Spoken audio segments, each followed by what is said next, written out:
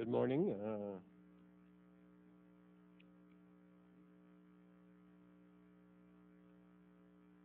The committee will come to order. We're holding this full committee hearing, our first full committee hearing in the 111th Congress to examine one of America's most important yet often neglected bilateral relationships with the Russian Federation. And I'll yield myself 7 minutes for what I hope will be infrequent but somewhat long opening statement.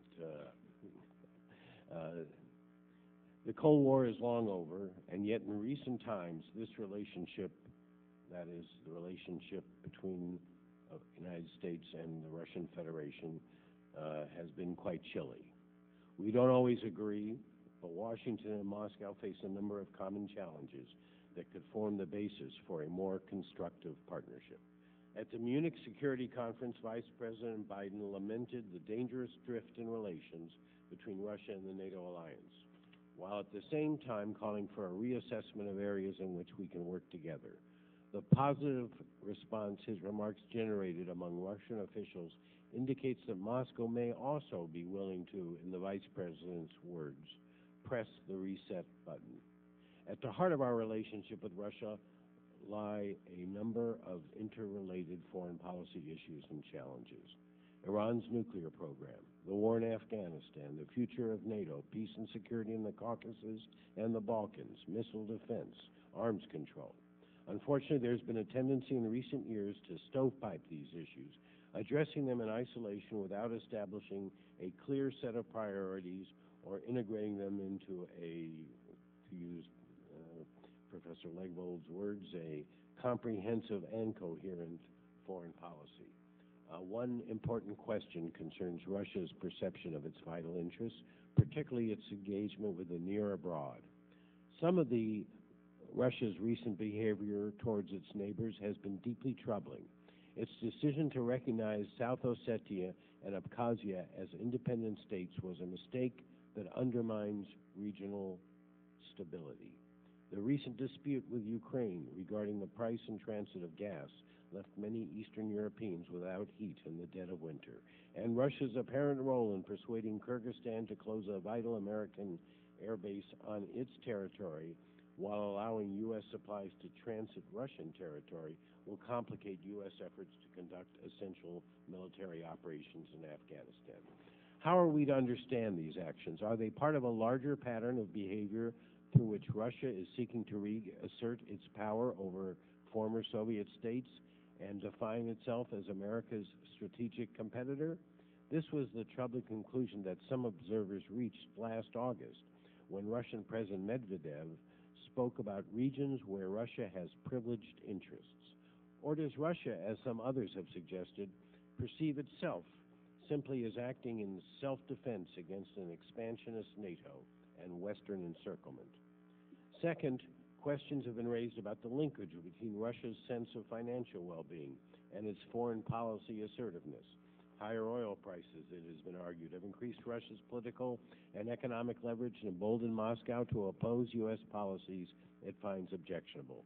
Yet Russia, like the U.S. and most of the world, has suffered from the global financial downturn. What opportunities, if any, has the current crisis created in terms of encouraging greater economic engagement with Russia? And would closer commercial ties help create the conditions for greater political cooperation down the road? A third set of issues concerns NATO. While some members of the alliance have argued that eastward enlargement will promote democracy and stability among aspiring members, Russia has charged that NATO is seeking to assert regional dominance and threatens Russian security. Is pausing or slowing the pace of enlargement likely to encourage greater cooperation from Russia in addressing challenges in the Balkans, Caucasus, and Iran? Should the alliance make greater use of a NATO-Russian Council to engage Moscow as a partner? It's clear that improving our bilateral relations will require goodwill and serious effort by both sides. In that context, the Obama administration and Congress should examine what steps we should take to shift the U.S.-Russia relationship from confrontation to collaboration. For example, should we consider graduating Russia from the so-called Jackson-Vanik trade restrictions? Should the U.S. assist Russian efforts to progress more quickly towards membership in the World Trade Organization? Clearly, part of the roadmap for WTO accession is the implementation of the IPR agreement, which was signed over 2 years ago in November 2006. While some progress has been made, I'm troubled by reports, for example, that Russia has failed to take adequate enforcement actions against plants involved in producing pirated CDs and DVDs. There are also numerous arms control, security, and non-proliferation issues to be addressed by our countries in the coming year. Should the U.S. bring into force the U.S.-Russia Agreement for Nuclear Cooperation that the Bush administration withdrew from Congress after the Georgia conflict? And under what circumstances should the new administration continue to pursue missile defense in the Czech Republic and Poland as it seeks to engage Russia in efforts to prevent the emergence of a nuclear-armed Iran? And finally, what's the appropriate role for the promotion of democracy, human rights, and the rule of law in our relationship with Russia? The trends in recent years have been troubling. Journalists and opinion leaders who are critical of the government have suffered physical attacks and even been murdered. Political pressure on the judiciary, corruption in law enforcement, and harassment of some non-government organizations undermines the accountability of the Russian government. There are also disturbing reports of vicious attacks motivated by xenophobia, neo-Nazism, or anti-Semitic tendencies. To what extent and in what manner should the U.S. continue to press Moscow on these issues? The U.S.-Russia relationship is exceptionally complex. We undoubtedly will continue to agree on some issues and disagree on others. But it clearly is in our national interest to promote more positive ties with Moscow, if doing so will help us achieve some of our most urgent foreign policy goals, such as preventing Iran from developing a nuclear weapons capability. I believe that Iran should be at the top of the agenda in our bilateral discussions. The committee is fortunate to have 3 witnesses with us today who are uniquely qualified to help us answer some of these questions. Ideally, we'll not only talk about what pressing the reset button might mean, but we'll also fast forward to consider the benefits to global security that improved U.S.-Russian relations might yield in the future.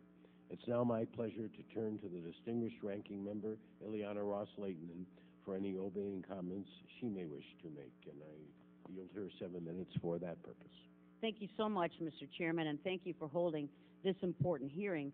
As you have stated, Vice President Biden indicated that the new administration wants to press the reset button on the U.S.-Russia relationship, and many of us are eager to move toward a more cooperative relationship. Unfortunately, as we know, over the past 10 years, we have seen the Russian government, led by Vladimir Putin, steadily become more authoritarian at home and more aggressive and destabilizing in its policies abroad. Since assuming the presidency of Russia in 2000 and continuing in his current post as Prime Minister, Mr. Putin has consolidated his power, restricted the activities of political opposition parties, and used various means to stifle independent media and NGOs, non-governmental organizations. It has also become increasingly apparent that corruption within the Russian government is widespread and reaches to the highest levels. Many of those who have sought to criticize or expose that corruption have in fact been threatened and on occasion beaten or murdered. The Russian government under Mr. Putin has also expanded its control over large-scale businesses, particularly in the energy sector. It has used its de facto control over nominally private sector energy companies to shut off energy supplies to several neighboring states at times of political disagreements with those states. In its foreign policy, the Russian government's actions not only constitute a threat to critical U.S. security interests, but are destructive to Russia's own long-term interests. Perhaps in an effort to create a growing challenge for the United States in the Persian Gulf region, the Putin government has provided nuclear technology and advanced weapons to Iran. In the long run, however, the fundamentalist leaders in Tehran will have no greater affinity for Moscow once they have the nuclear arsenal they seek, and they will certainly increase their involvement in radicalizing nations on Russia's borders, and it is also not in Russia's interest to see extremism spread north into Russia from Afghanistan.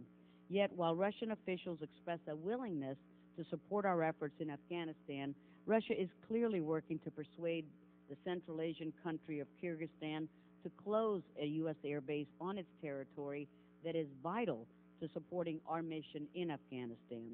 The Russian invasion of Georgia last year, which followed years of increasingly provocative actions by the Putin government in the separatist region of that country, has led many in the United States and Europe who have supported closer relations with Russia to question its intentions. In fact, the recognition of the separatist regions in Georgia by the Putin government may well reopen painful questions regarding Russian sovereignty over parts of its own territory that may seek independence. While the U.S. and the European Union have maintained arms embargo on China since the Tiananmen massacre in Beijing 20 years ago, Russia has sold significant quantities of advanced weaponry to that country. At a time when Russia's population is declining and its economy is underdeveloped, it seems ironic that the Russian government on its own would help arm a neighbor such as China, whose population and economy are set to far outstrip it.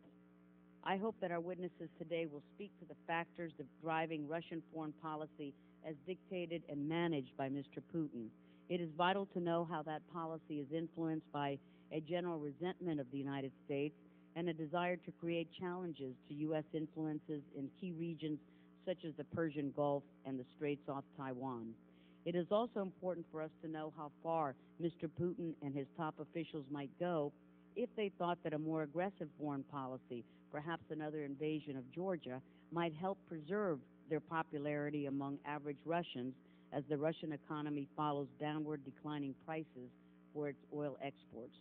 Today, I will be introducing, Mr. Chairman, a resolution calling on President Obama to work with the other 6 original member states of what is known as the G8 group of states to terminate the Russian government's participation in that group until the President determines that the Russian leadership has taken substantive steps in removing restrictions on the political opposition, independent media, and human rights groups in Russia, has implemented free market reforms and tackled corruptions at all levels, stopped using energy as a political tool against its neighbors, fulfilled its commitment to withdraw its military from the separatist region of Moldova and from the separatist regions of Georgia, and ceased all actions that threaten the sovereignty and territorial integrity of Russia's neighbors. Since the Soviet Union broke apart in '91, the U.S. and the European Union have pursued policies meant to integrate a stable and reformed Russia as a partner, at least, if not a full member, of their transatlantic community of nations. We cannot continue to support such integration, however, if it serves to spread corruption and destabilization in the regions neighboring Russia and lying on its periphery. Until that principle is accepted by the Russian leadership, I doubt that a so-called reset of our relationship with Russia would serve our long-term interests and our values. Thank you, Mr. Chairman, again for holding this hearing, and I also thank our distinguished witnesses for appearing before our committee today. Thank you. Thank you. The time of the gentleman has expired, and I'm now pleased to recognize for an opening statement the chairman of the Europe Subcommittee, and if he joins us, the ranking member of that subcommittee for a 3-minute opening statement. Mr. Wexler, recognized for 3 minutes. Thank you very much, Mr. Chairman. I will be brief. I think Vice President Biden summed up very appropriately what our new relationship or evolving relationship with Russia needs to be in terms of the reset button. But it seems to me it's something that I'd be curious to hear the thoughts of the 3 panelists. My impression is, if you analyze from an objective point of view the last 6 years or so of American-Russian relations, we went from a point, we mean the United States, we went from a point where we had a set of cards that allowed us to exert a fair degree of influence, where we may or may not have been successful, but we at least had a set of cards to play. And then as a result, in part because of rising gasoline prices and other geopolitical factors, that set of cards dramatically shifted so that the ability of the United States to influence Russian action became somewhat marginalized. I'd be curious if you could speak to that issue, if you believe it is an accurate statement and what we can do about it. Quickly also, if I could, I came back from Turkey last week, and it seems to me that we are on the cusp of a historic opportunity with respect to Turkish-Armenian relations and the possibility in 2009 for extraordinary engagement between those two countries, and the possibility of opening of borders and then things that might follow, such as normalization.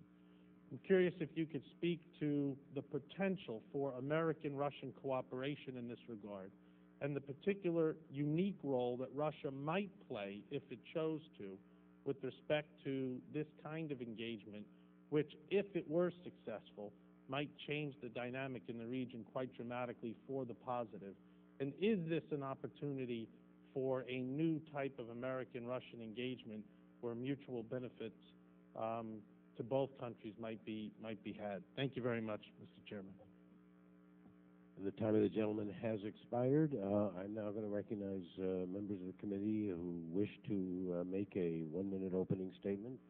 And the first is chairman of a subcommittee that deals very much with issues coming within the range of this hearing, Mr. Brad Sherman of California. Thank you, Mr. Chairman. We need Russia's help to stop Iran's nuclear program. The fault for the present circumstances and chilliness between the two countries lies in Washington as well as Moscow. We supported self-determination for the Soviet republics, the Yugoslav republics, and the Kosovo region. We oppose self-determination for South Ossetia, Abkhazia, Transnistria, Moldova, and northern Kosovo. Some would say this is inconsistent. The fact is, it is consistently anti-Russian. On 9/11 has been analogized to Pearl Harbor. We prevailed in World War II only by allying ourselves with a Soviet Union whose flaws dwarf the most scathing criticism anyone could make of a current Russian regime. I look forward to linking how we deal with Russia on every issue, including missile defense in Poland and the Czech Republic, to how they deal with the Iran nuclear program. I yield back. Thank you, gentlemen. The gentleman's time has expired. The gentleman from New Jersey, Mr. Smith. Thank you, Mr. Chairman. Mr. Chairman, while both the bilateral and multilateral relations with Russia are under review and reappraisal, I hope our distinguished witnesses to the committee today will provide insights on the state of human rights in Russia, to give us a broad overview, but also to focus on some of the key issues that I think are very much in flux and probably to the negative. As one of the 6 organizers of a new global initiative to combat the rising tide of anti-Semitism, I was in the United Kingdom last week for what we called the London Conference to Combat Anti-Semitism. And it's becoming increasingly clear, especially during the Gaza crisis, that is being used as a pretext to target Jewish people, to target synagogues and cemeteries. And obviously, no country, including our own, is immune from that kind of vicious hate. But Russia, which has had, unfortunately, a terrible history of anti-Semitism, one of our key featured speakers at this conference was Sharansky, Natan Sharansky, and he couldn't have been more eloquent again in calling for all nations, including Russia, to combat this vicious hate everywhere, and everywhere it rears its ugly head. So if our panelists could speak to that issue, I think it would be very helpful. The time of the gentleman has expired. The gentleman from New Jersey, Mr. Series. Does any member of the subcommittee have an opening statement on the Democratic side? Mr. Delahunt? Thank you, Chairman. Gentleman's recognized for 1 minute. I just want to associate myself with the remarks of Mr. Sherman, and also continued references to the invasion of Georgia by Russia, I don't think speak to the facts. There have been multiple reviews of actually what happened on the ground, and I think it's inescapable that a decision was made by Mr. Saakashvili to launch a military initiative that clearly provoked a substantial response. I think it's important that we speak to the facts and simply don't draw conclusions until we're satisfied that we have ascertained what the reality is. And with that, I yield back. Time of the gentleman has expired. The gentleman from California, Mr. Royce, is recognized for 1 minute. Thank you, Mr. Chairman. You know, I assume it's natural to assume that a new day abroad is going to be upon us because we have a new administration. And I think some are going to suggest that only if we do this or that differently now, therefore relations with Russia are going to improve. But as one witness will point out, there's no indication that things in Russia will change, will improve, because we have a new president. Russia's foreign policy, so troublesome on many fronts, stems really from its autocratic internal politics. There is also strong anti-Americanism that's whipped up by its government. President Bush was wrong to personalize his diplomacy with President Putin, but personal diplomacy will not affect a Russian apparatchik's perceived interests. Changes in U.S. foreign policy, therefore, will not necessarily usher in a new era of collaboration. Cooperation on Iran, for one, is unlikely to improve over the next few critical years, whatever we do. I think that's sort of the real politic of where Russia is. Thank you, Mr. Chairman. The time of the gentleman has expired. Any further members wish an opening statement? The gentleman from Georgia, Mr. Scott, is recognized for 1 minute. Yeah, thank you, Mr. Chairman. I will just be very brief. I think the fundamental question we really have to ask ourselves is, what do the Russians want to do? I get a sense that the best description I can give to them right now is sort of they suffer from sort of a dichotomized schizophrenia. I've just returned with some of my NATO colleagues from visiting 4 countries last week in Europe, France, Germany, Austria, and Belgium, and in each stop, Russia was the big elephant in the room. And I think on the one hand, they say they want to help us with non-nuclear non-proliferation, and at the same time, they're giving nuclear technology to Korea and to Syria. On the other hand, they say they may want to help us, well, we have an opportunity, they could help us in Afghanistan. And as soon as our president announces we got 17,000 troops to go there, they work to close our base. So I think the question is, what do they want to do? The time of the gentleman has expired. If there are no further opening statements, I'm very pleased to introduce really an expert panel of witnesses today. Robert Legbold is the Marshall D. Schulman Professor Emeritus, Marshall D. Schulman being one of the preeminent Russian scholars of our time, in the Department of Political Science at Columbia University, where he has specialized in the international relations of the post-Soviet states. Prior to coming to Columbia in 1984, Professor Legbold served as Senior Fellow and Director of the Soviet Studies Project at the Council on Foreign Relations. He was previously a faculty member at the Department of Political Science at Tufts University. His most recent book is a collaborative volume entitled Russian Foreign Policy in the 21st Century and the Shadow of the Past. Presently, Professor Legbold is Project Director for a large study of U.S. policy towards Russia at the American Academy of Arts and Science. I personally must say he holds a special place for me as an educator on Russia at numerous Aspen Institute meetings and is director of the Russia project that I've just mentioned him heading. Stephen Pfeiffer is currently a visiting fellow at the Brookings Institution's Center on the United States and Europe. A retired Foreign Service officer, Ambassador Pfeiffer spent more than 25 years with the State Department focused on U.S. relations with the former Soviet Union and Europe, as well as arms control and security issues. He served as U.S. Ambassador to Ukraine Deputy Assistant Secretary of State with responsibilities for Russia and Ukraine, as well as Senior Assistant to the President and Senior Director for Russia, Ukraine, and Eurasia on the National Security Council.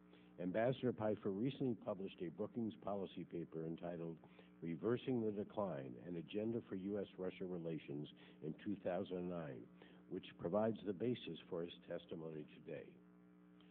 Andrei Illarionov is a senior fellow at the Cato Institute's Center for Global Liberty and Prosperity. Dr. Illarionov was the chief economic advisor of Russian President Vladimir Putin from 2000 to 2005. He also served as the president's personal representative in the G8.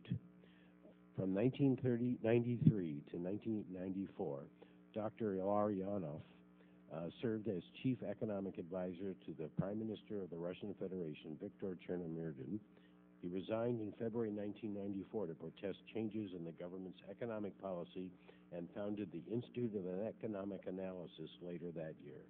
Dr. Illarionov has co-authored several economic programs for Russian governments and has written 3 books and more than 300 articles on Russian economic and social policies. It's the custom in the committee to ask the witnesses to try and summarize their really excellent written testimony in about 5 minutes, and although I would commend to my colleagues on the committee that reading the testimony in full is worth their time, and then we will go to developing your comments and questions. So, Dr. Legvold, if you'd start. Mr. Chairman, committee members, it's a pleasure to appear before you today.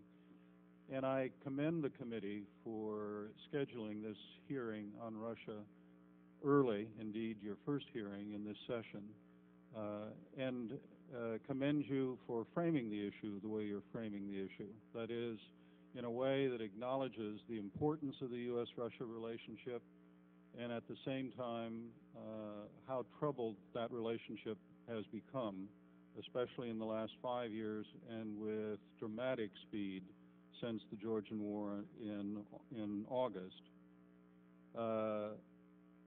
This is important, the subject itself, because I think that a critical source of the problem in U.S.-Russia relations has been the long failure on both sides, both on the Russian side and on the U.S. side, to recognize the stakes that each of us has in that relationship.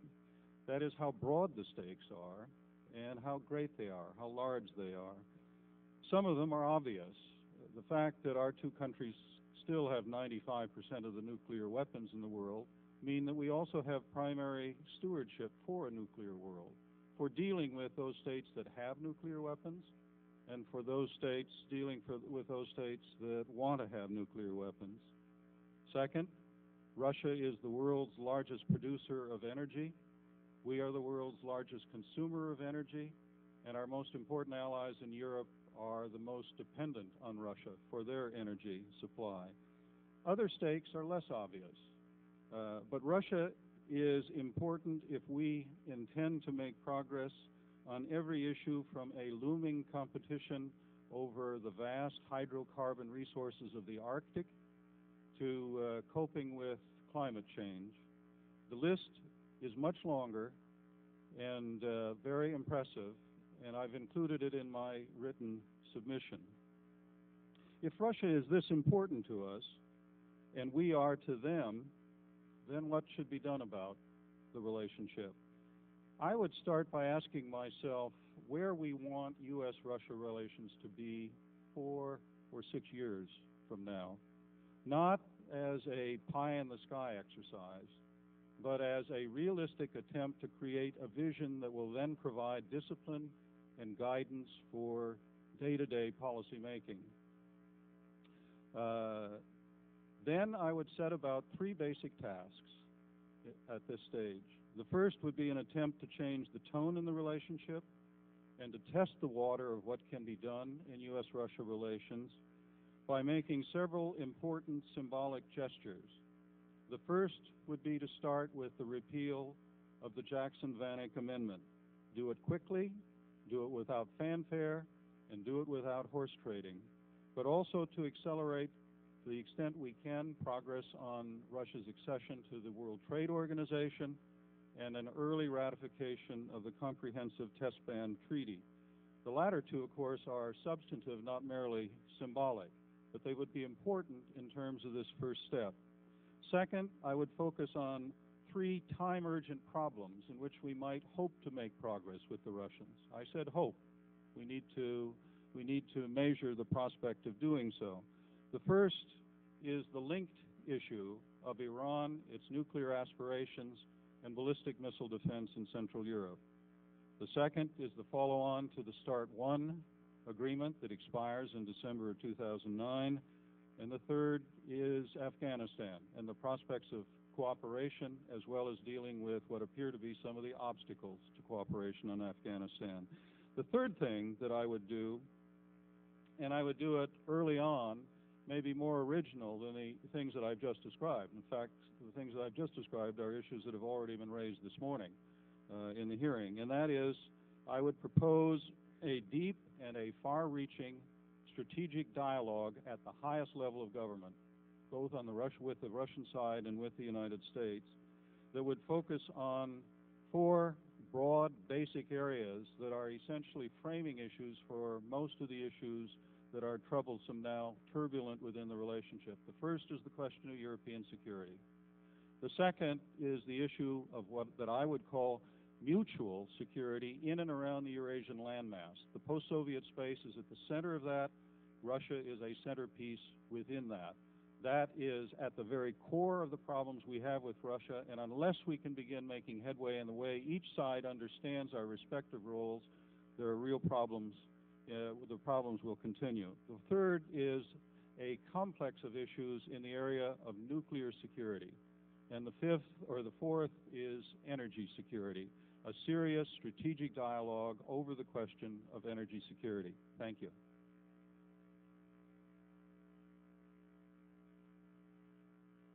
Ambassador Pfeiffer.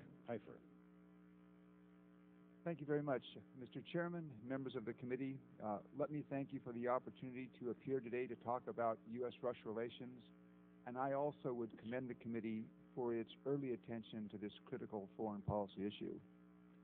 At the end of 2008, U.S.-Russian relations had fallen to their lowest point since the Soviet Union collapsed in 1991. Both Washington and Moscow bear a share of the blame. After the high point in 2002, the presidents became distracted with other issues. There was weak follow-up to presidential commitments, and the sides increasingly were unwilling to adjust their positions to take account of the interests of the other. Dealing with Russia today is not easy.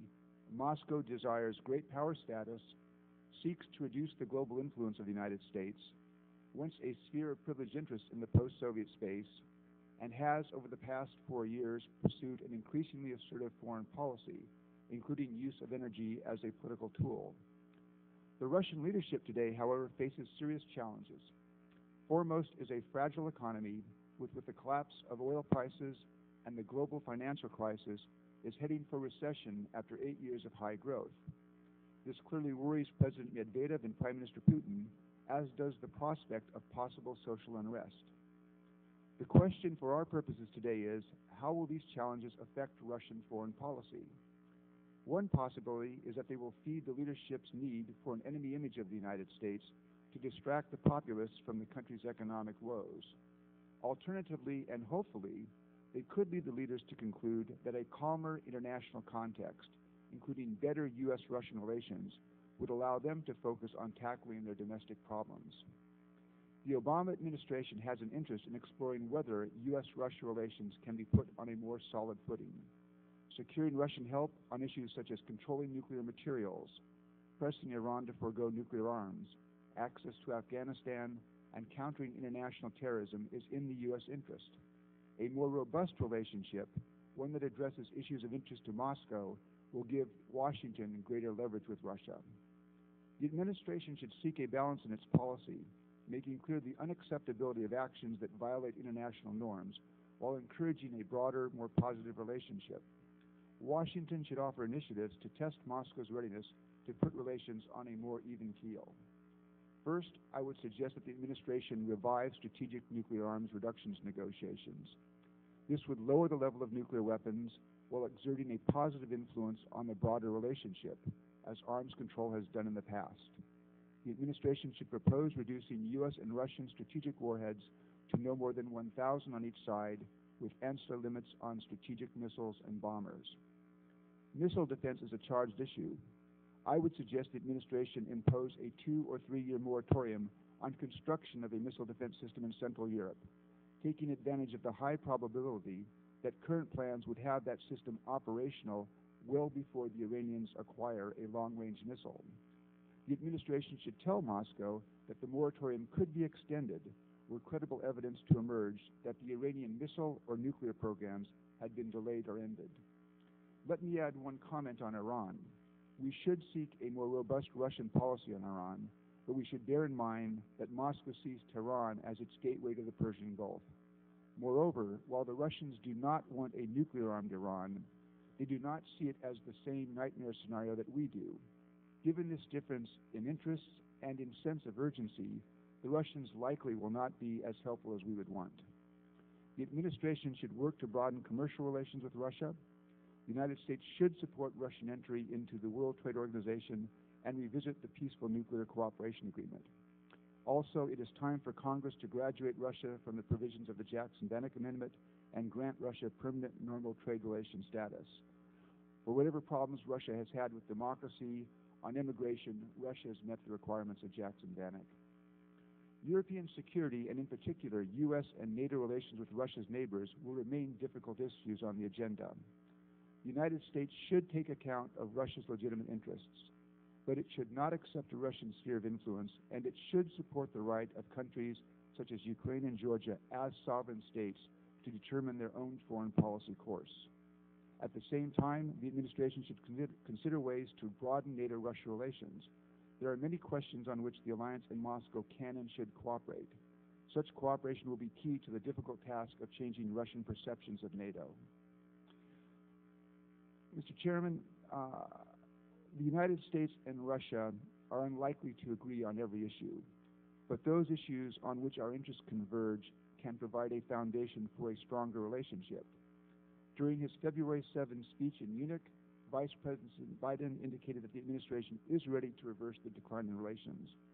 As Washington puts forward its specific proposals, the test will be whether Moscow responds in a reciprocal manner.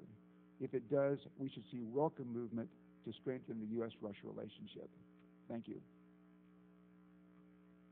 Thank you very much, Ambassador, and Dr. Illarionov. It's good to have you here and recognize you for your opening statement. Is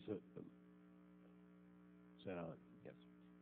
Chairman Berman, Ranking Member Ross Ledinen, distinguished members of the committee, thank you for the opportunity to share with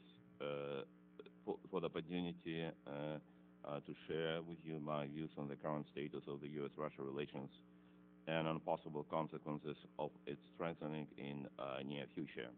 I would start with a point of statement of a disclaimer.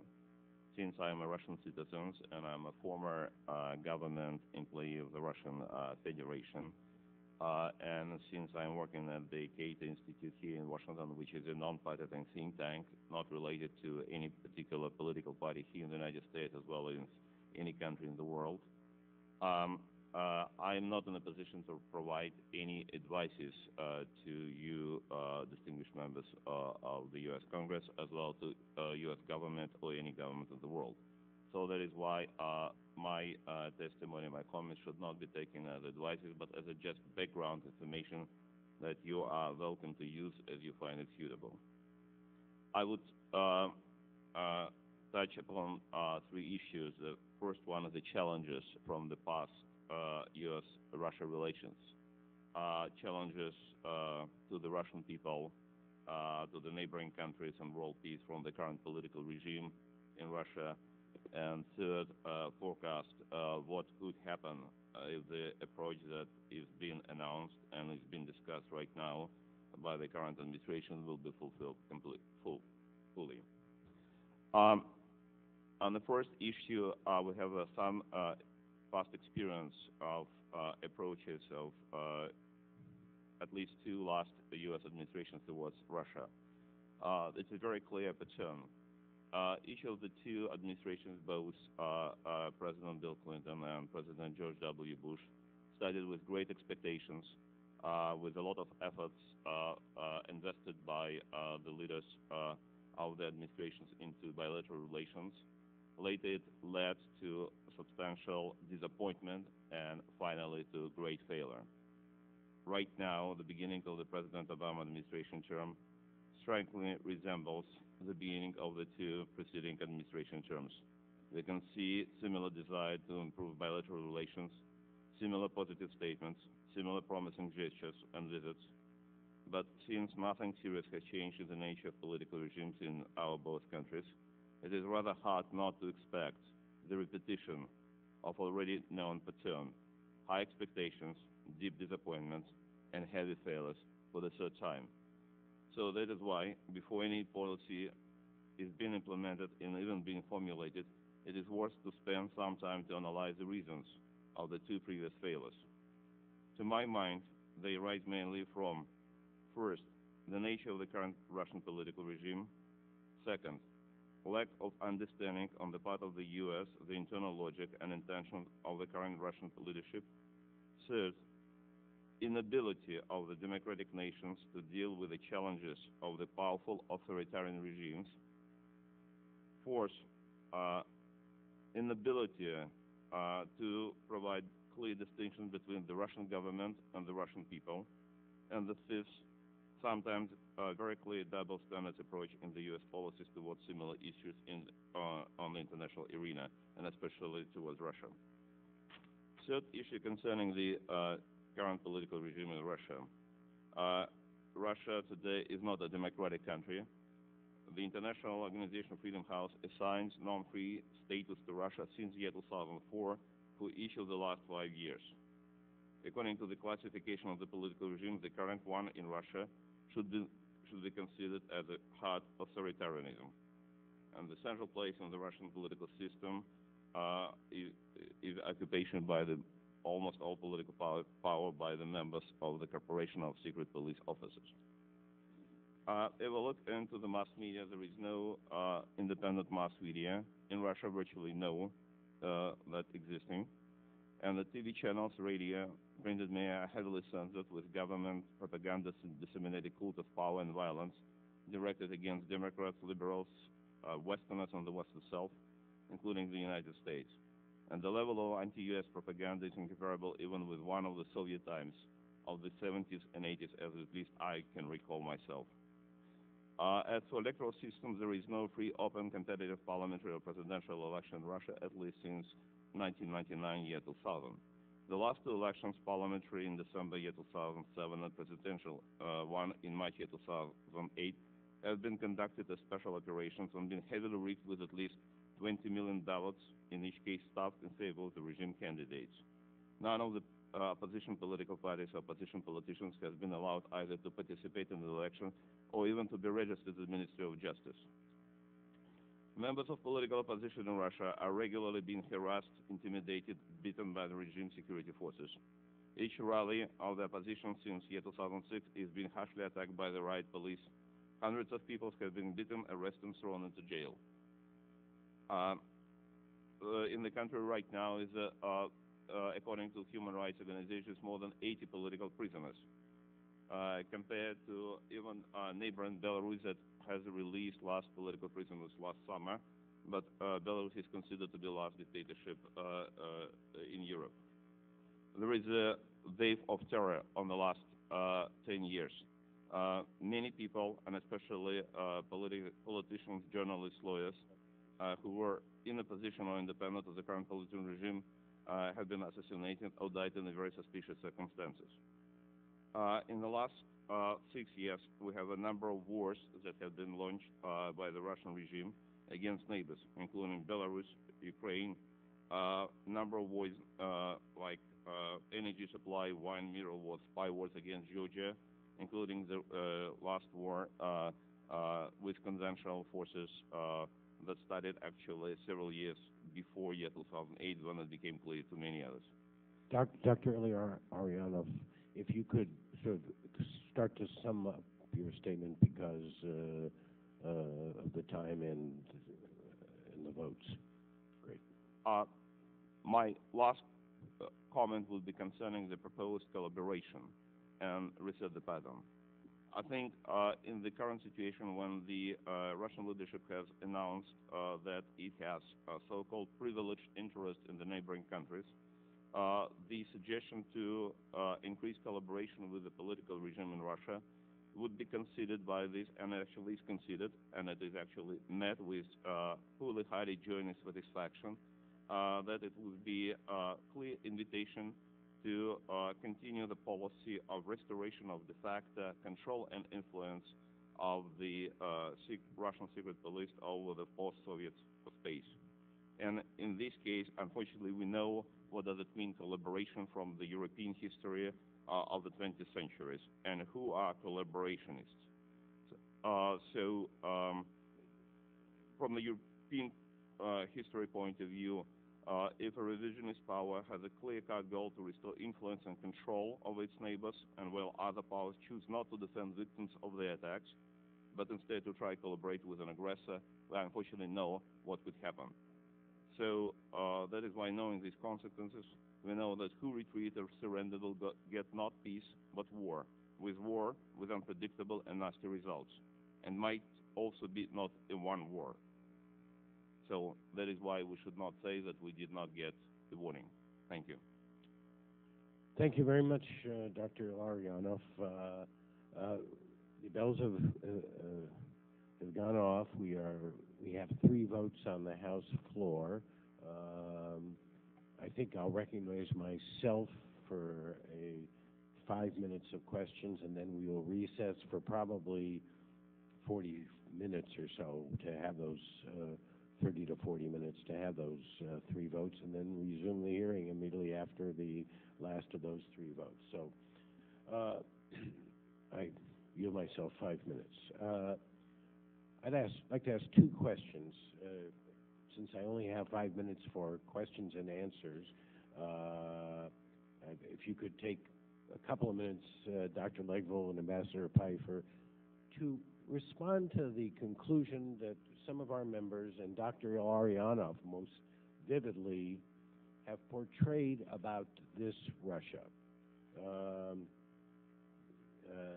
Essentially that trying to enhance cooperation, move to collaboration, from competition to collaboration, improve relations with this current political regime amounts to surrender. That, in effect, this regime is perhaps even worse than Belarus in the context of Dr. Illarionov's view, that our colleague Mr. Royce said that essentially Russian interests and Russia's nature prevents some of the hopes you had. I'd like, so my first question would be if the 2 of you could just respond to that. And then to Dr. Illarionov, I have one question, which is, notwithstanding everything you've said, given the reasons that Jackson-Vanik was passed in the beginning that dealt with freedom of immigration for religious minorities, given that that is not a particular, that issue essentially we have recognized has been resolved, does a unilateral decision to repeal the Jackson-Vanik law based on the fact that the conditions for its passage have been met and its provisions have been waived regularly, does that, in your way of thinking, justified simply for purposes of us standing true to our commitments and that we've made to repeal it? Dr. Legville? I don't think there's any question that trends within Russia, particularly in the 8 years under President Putin, and they've not been fundamentally reversed under President Medvedev, have moved in the direction of semi-authoritarianism, greater illiberalism, with the effects on freedom of expression, the press, certainly assembly, capacity to organize effective political parties, create a diverse Duma, that is Parliament, all of that has gone in the wrong direction. The picture is more mixed from my point of view than Dr. Illarionov has presented, both in terms of how much access there is to reasonable information for the average Russian through media one way or another, and the conditions generally, which ought not to be portrayed as the equivalent of the Soviet Union. That's not what life is in Russia today politically. And it's certainly not as authoritarian as a country that I spent a fair amount of time studying and being in, which is Belarus. So that's a false comparison. But the real question is whether there are some counter trends within the country in this respect, and I think there are.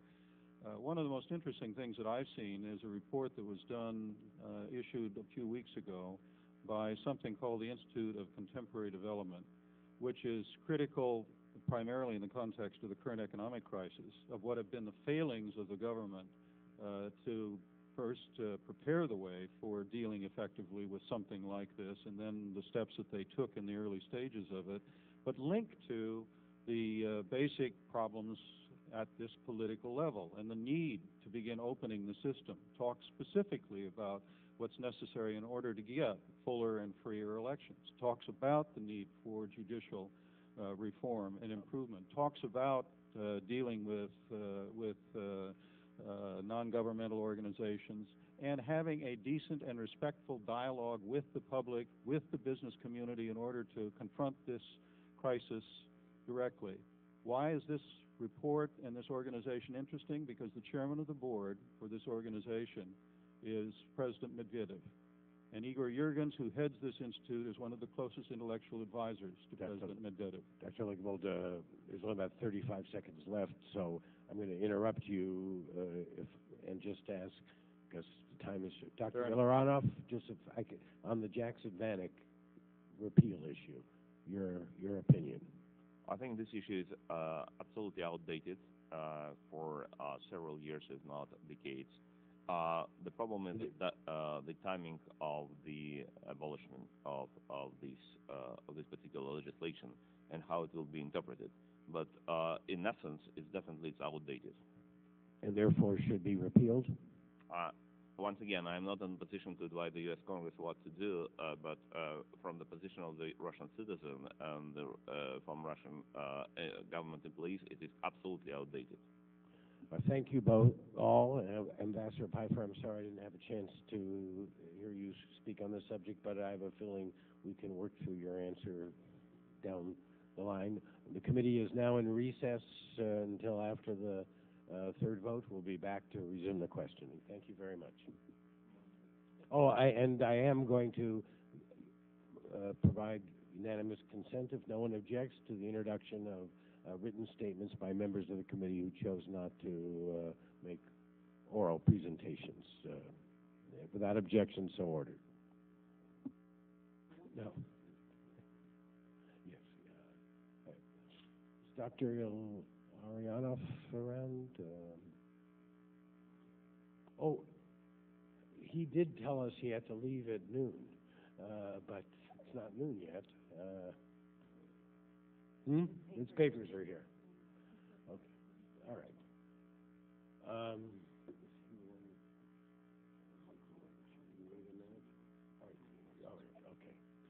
Okay. Mr. Chairman? Yes. My questions are directed to Dr. Illarionov. Gave me an opportunity to practice the pronunciation, and since he's here, right now. I will. Right now. Illarionov. Illarionov. Is that right? You'd think that someone with a complicated name as I have would be able to tackle some of these other ones that are not as difficult. We говорите по-русски? Illarionov. Thank you. Sir, in your testimony, you state uniqueness of the current political regime in Russia. One of the most important characteristics of the current political regime in Russia is that the real political power in the country belongs neither to one person, nor family, nor military junta, nor party, nor ethnic group. The power belongs to the corporation of secret police operatives. And while reading the rest of your written testimony, is it fair to say that Russia today has become the first major nuclear-armed state to fall under the control of a sort of mafia? Among political scientists and sociologists, there is a big debate concerning classification of the organizations that professionally use force. They start usually with the states, with different private organizations using violence to mafias. So I would not like to start this debate here, but at least usual approach is that they put all these organizations together as a big group, compared to other organizations like business companies and corporations that do not use violence. They use this kind of exchange for their products and services. So that is why, generally speaking, this is a big, some kind of the community of similar organizations that professionally using force against other people. Thank you. And continuing on with your written testimony, you state, even a brief look on the U.S.-Russia relations over the last 10 years reveals quite a striking fact of the permanent retreat of the American side on almost all issues in bilateral relations. And you go on to cite specific examples, and you state, in all those cases, the Russian side has suggested the U.S. to shut up, and in all those cases, the American side followed this advice sooner or later. There were no sanctions whatsoever for any behavior of the Russian authorities. What would you conclude from that? Would it be, I know you don't want to give advice, but how does Russia see the non-action by the United States as being indicators that they have no repercussions were they to take further belligerent actions against its own people or across the borders? I would distinguish between two axes, the Russian government and the Russian leadership and the Russian people. So Russian people do see this, okay, not all of them, but many of them would see it with a great concern, because it would be considered that the U.S. as well as some other countries would take the other side in this battle between democratic and liberal forces in the country. As for the Russian leadership, and especially those people who represent the security police officers, they would consider as a clear acceptance of the status quo and clear acceptance of the idea that Russian authorities and the Russian security police could restore their influence and control first on the territory of Russia and second on the territory of the post-Soviet space. So that is why it is considered to be as actually invitation for future adventures in this area that actually have been demonstrated so vividly in last several months in the case of the aggression against Georgia and aggressions against Ukraine. Using your question, if I may, just to use the comments concerning one of the statements of the members of the committee concerning the so-called Georgian attack on Hindvali. If you look into the United Nations General Assembly Resolution 3314 on December 14, 1974, which has a clear definition of aggression with number of criteria. According to all these criteria, without exception, what has happened in July, August, year 2008 in Georgia clearly qualifies for aggression on the side of Russia/Ossetia/Abkhazia versus Georgia. And Georgia was only returning with a quite substantial delay actions on this regard. So that is why we're talking about aggression, even if we would assume that de facto South Ossetia and Abkhazia was a so-called quasi-state, it would be acts of aggression on their side versus Georgia. Thank you so much, Mr. Chairman. The time of the gentlelady has expired. The gentleman from Massachusetts, Mr. Delahunt, is recognized for 5 minutes. Yes, thank you. I'd like to address my questions to Dr. Legvold. I appreciate all of your testimony. If Georgia had been a member of NATO, would we have been obligated to involve ourselves militarily in the conflict of August? That's one question. The second question would be, there's been discussion about the understanding, or a purported understanding, between the United States and Russia in the aftermath of the demise of the Soviet Union and conversations between Gorbachev and the then Secretary of State Baker regarding expansion of NATO. What is your understanding? And could you provide us with the European views of the relationship between their view of the relationship between themselves and Russia and the United States and Russia? Where is the sentiment there? And also in terms of NATO, is there polling data indicating, particularly in the case of Ukraine, what the Ukrainian population feels about accession to NATO? On the first question, if had Georgia been within NATO and we had not, in the accession to NATO, made a formal exclusion of Article 5 guarantees, yes, then we would have been committed to defend it. The issue of Article 5 guarantees did arise when we were considering Baltic admission to NATO, because the implications of that are very, very severe, and the decision was that there can't be a two-track or discriminatory version of membership within NATO. Let me rephrase it. We could have potentially been at war with Russia in August. We would have had an obligation to defend Georgia. Which meant we would have been at war with Russia if Georgia. Of course, of course. Thank you. Then if you could go to the next question, I don't want to take. The second question was in terms of NATO enlargement and the original understanding.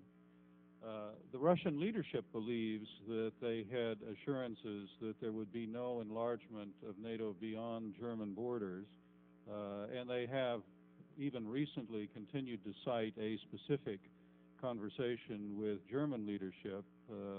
President Putin did it in the Munich speech in 2007 and on other occasions. And there are people who have participated on both sides of this in the U.S., on both sides, both in Russia and the U.S., who take different positions on what was the understanding.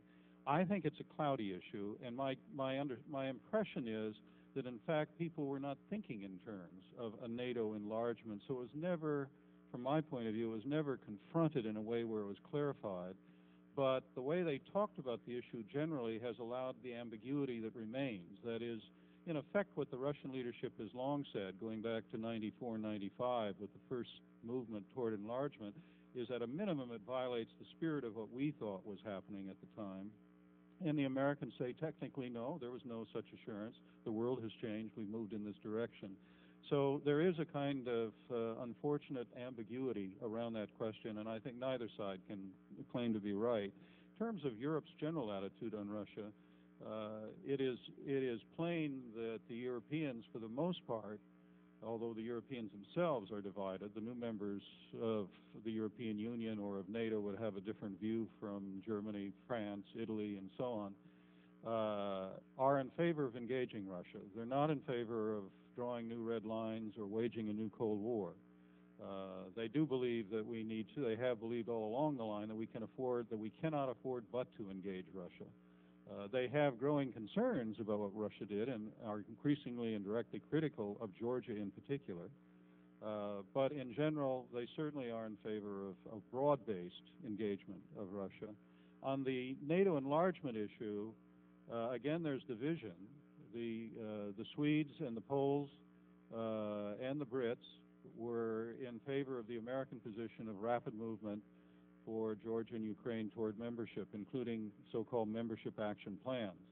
The Germans, with the French standing at their back, and the Italians and a number of others, are opposed to hothousing the process, that is, of rushing the process, and they blocked it in the course of the last year.